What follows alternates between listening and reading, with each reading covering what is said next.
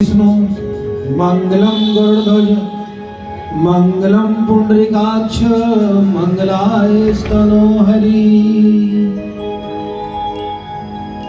श्रीमद् भागवत में कहा गया है, ने साध्यति माम योगो ने सांख्य धर्म उद्धव ने स्वाध्याय तपस त्यागो यथा भक्तिर मूर्छिता। मुझको अगर साधना है तो ना तो सांख्य से ना ज्ञान योग से, अगर मेरे को साध्यति, अगर मेरे को साधना है सहज और सरल तो वो भक्ति से साधना है। भक्ति ही सहज और सरल कही गई है कलयुग में। श्रीमद् भागवत में पहला ही अध्याय है कि भक्ति और उसके जो दो बच्चे ज्ञान और वैराग्य जब चित्रकूट में कामादगिरी पर्वत के पास गए तो वहां पर रोते हुए गए ये लोग कि भाई ये मेरे बच्चे जो है रो रहे हैं और मैं खुद रो रही हूं। रोने का कारण ये है कि सब की सब हम निर्बल हैं, वृद्ध हैं और आपका स्थान मुक्ति का स्थान कहा गया है, तो आप हमें शरण दीजिए। मुक्ति के वचन क्या थे? मुक्ति के वचन ध्यान से सुनने लायक है कि मैं इस पर्वत की परिक्रमा में लेटी पड़ी हूं, सिर्फ मेरा यही एक स्थान है और भक्ति तो सब जगह विद्यमान है, आप कहीं भी जा सकते हो। मैं परसों चित्रकूट में ही था और कथा के अंदर ये वाला वर्णन नहीं आता कि मुक्ति वहां लेटी पड़ी है और मुक्ति ने कहा भक्ति से कि आप कहीं और जाओ। मेरा तो केवल यही एक स्थान, सिर्फ एक यही स्थान है और अन्यथा नहीं है। भक्ति वृंदावन में आई, आप सब जानते हो, जवान हो गई, ज्ञान और वैराग्य फिर भी बूढ़े रहे। ज्ञान क्यों बूढ़ा? अब श्री कृष्ण भगवान भी कह रहे हैं ना, साध्यति माम योगो न सांख्य धर्म उद्धव न स्वाध्याय तपस त्यागो यथा भक्तिर मूर्छिता। स्वाध्याय से भी गीता पढ़ लो, वेद पढ़ लो, हर एक शास्त्र पढ़ लो, केवल पढ़ना ही काफी नहीं है। अगर भक्ति में गए तो न साध्यति में हम योगो, तो ही साध्यति, तो ही मेरे को साध सकते हो।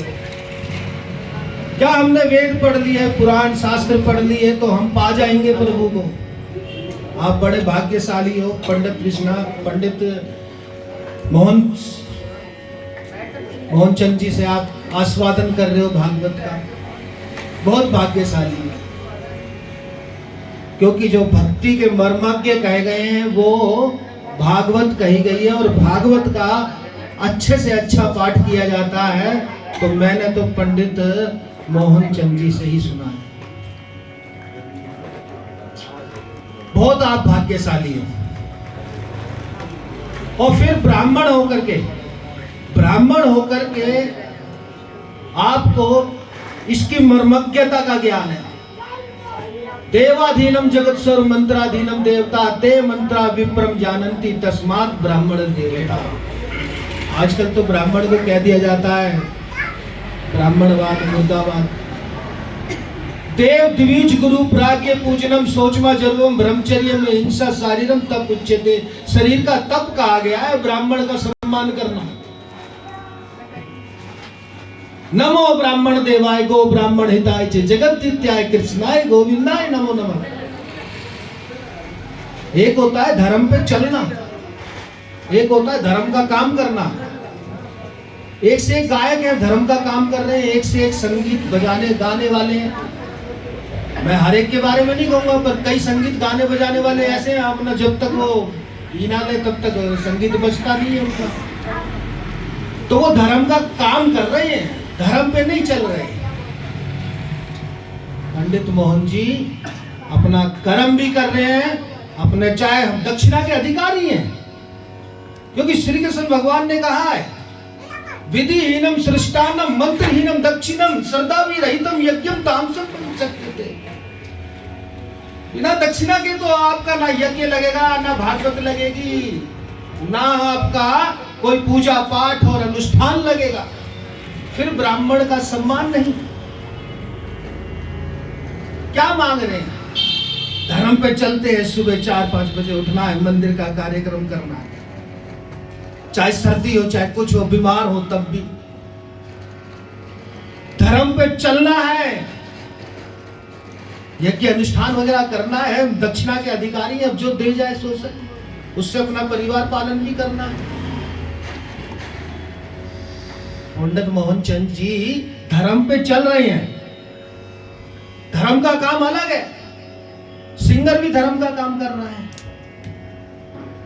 स्टेज पे गाना बजाने वाले भी धर्म का काम कर रहे हैं। सब जने अपने अपने धाम में जा रहे हैं, कहीं केदारनाथ जा रहे हैं, सेल्फी खिंचवा रहे हैं। ये भी तो उनके हिसाब से धर्म का काम है। धर्म का काम नहीं है क्या काम? धर्म पे चलना असली है। धर्म का काम बहुत जने कर रहे हैं।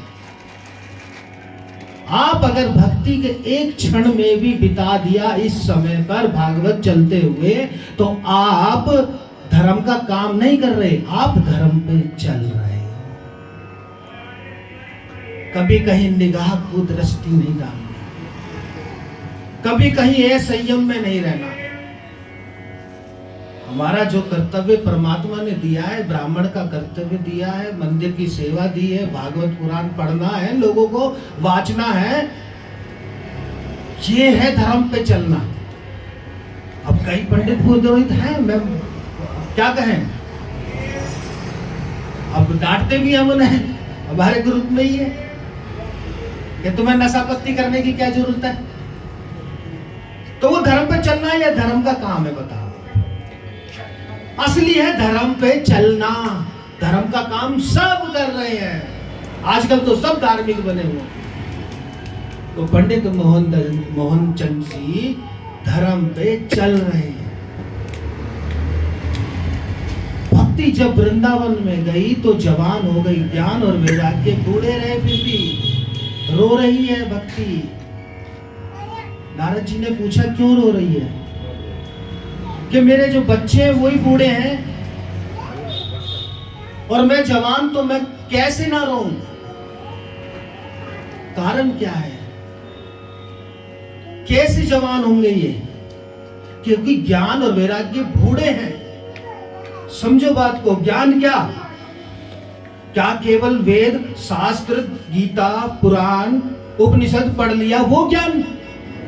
आपकी बात समझ में आ रही है क्या? तो उसको अगर हम जवान करेंगे तो भक्ति जवान हो जाएगी? नहीं। केवट जा रहा था, साथ में एक आध समाज वाले भी थे, आध कुमारी वाले भी थे। थोड़ा सा इसमें मैं चेंज कर दे रहा हूँ। आध समाज वाले भी थे, आध कुमारी वाले भी थे। केवट बोलते जो नाव चलाता है। बीच नदी में पहुंचे तो तूफान आया। अब तूफान आ रहा था तो अभी पूरे सबाब पे पूरे अपने जोश में नहीं था, पर धीरे धीरे तूफान आने की आहट हो गई थी। केवट से पूछा जा रहा था, आज समाज वाले ने कहा कि भाई तूने क्या वेद पढ़े हैं?